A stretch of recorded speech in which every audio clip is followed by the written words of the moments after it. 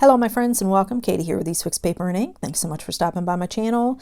Today I am over on the Imagine Crafts YouTube channel sharing this project. I actually made 2 cards. This is the second one. And in the video I'm showing you how to create a night sky nebula type background using Versafine Clair inks. So the 3 colors I'm using is Blue Belle, Charming Pink, and Monarch. I've got some Versamark ink. I'm not going to use the Dazzle. I opted to go with the Silver Delicata ink for my second panel, but I am going to use regular Versamark ink. And then I've got some clear embossing powder. And I'm going to be using some Bristol Smooth cardstock paper today versus what I normally use, which is hot press watercolor paper. I've got some holographic paper that I picked up actually at Walmart. And not all the Walmarts carry them, but I did pick this up at Walmart, and I wish mine carried it. I was out of town when I got it. And I thought about using the golds that I'm showing you there, but I ended up going with the silver holographic one. And these are pine tree dies from Gina Marie, and I'm going to be using those to die cut out of some black cardstock to add to our panels. This, of course, is the Crescent Moon that we're going to be using, and here I'm just showing you that holographic paper that I'm going to use. And then we have a star background stamp from Hero Arts. So here I'm going to use some anti-static powder on my Bristol cardstock. This is measuring 4 1/4 by 5 1/2. I will trim that down to 4 by 5 1/4. And I'm inking up my background stamp with some Versamark ink. Now, the silver on there is actually the Silver Delicata. I actually don't clean that off my stamps unless I have to use it for something else, but I don't mind the additional shimmer if I'm using another color and it bleeds off on it, because that's one of my most favorite silver metallic inks to use is the Delicata ink. So here I've stamped my image 3 times, got some clear embossing powder on there. I'm heat setting that till it's smooth and melted, and you can see it just a little bit, all those little stars on there. And now I'm going to start my ink blending. So I've got Charming Pink, and I'm going to come in and just start applying that. I'm going to do it on to the bottom, and it doesn't matter where you start it because you can rotate your cardstock any way you want once you got it done. But I'm starting at the bottom, and I'm going to bring that up and then start to spread it out into the center and really deepen those colors. So I'm really applying the ink, and then I'm blending out on the sides where the white are. You want to have more pink than you do the purple and the blue. It's going to give you a lot more depth when you add in your purple and your blues. And I'll tell you, I found that these 3 colors, I have another video that's going to come up in a couple of days with a collab I'm doing with my friend Nancy for Halloween cards. And I'm going to show you these 3 colors used in another way. So I hope you'll check the video out. Please subscribe if you haven't already. That way you'll be notified when I upload a video. But make sure you ring the bell and select all notifications. That way you'll be the first to see that video when it comes up. Now, we've got our Charming Pink, our Monarch, and our Blue Belle. And this looks great here too, right? I mean, you could add, we could have added a little less purple down there at the bottom and, to mix in some more of that blue down there, but I'm actually going to bring the purple up a little bit. And really you could get away with the pink and the purple too, if you didn't want to use the blue or if you don't have it. But I'm going to add the Monarch up to the blue, and that deepens it a little bit, but gives a brightness that, with the blue shining through there. It's very subtle, but it has big impact, I think.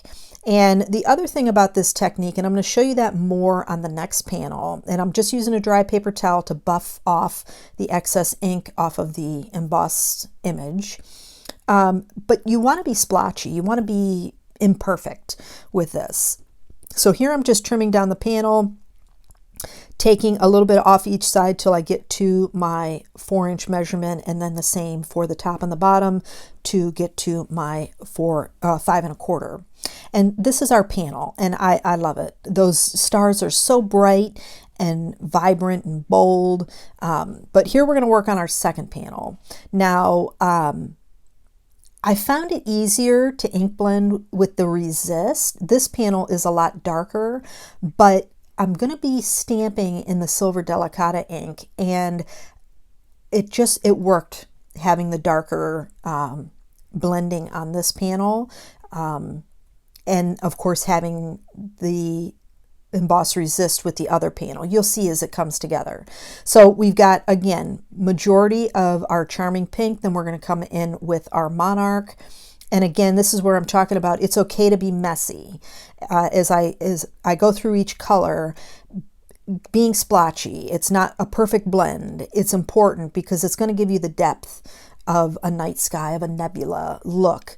And so don't worry, you're not trying to be perfect here. It's actually better. And that's one of the reasons I wanted to use the Bristol, is because watercolor paper I find is much easier to blend on, where you get nice seamless, blending, and you don't have so many of the splotches. In fact, you can, on watercolor paper, you can blend out those splotches a lot easier than you can with dye inks on the Bristol Smooth. Just my opinion though.